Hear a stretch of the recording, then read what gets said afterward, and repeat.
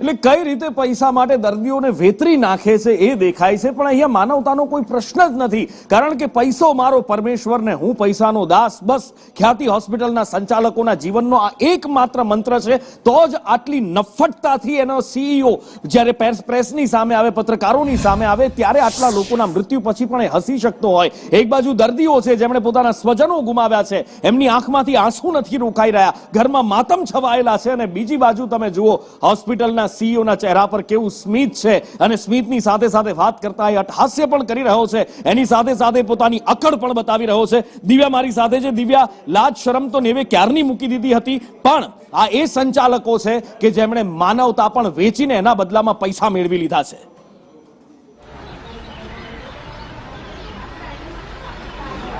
નુપુર, આપે કહ્યું ને કે પૈસા જ મહત્વના હોય છે, તે જ પ્રકારે આ હોસ્પિટલના તમામ જે સત્તાધીશો છે જે લાજવાના બદલે ગાજી રહ્યા છે અને બેફામ હાસ્ય કરતા આજે મીડિયા કર્મીઓ સમક્ષ નજરે પડ્યા હતા, અને ઓપીડી પણ ચાલુ છે તેવા પ્રકારનું બેદરકારી ભર્યું નિવેદન પણ આપ્યું હતું.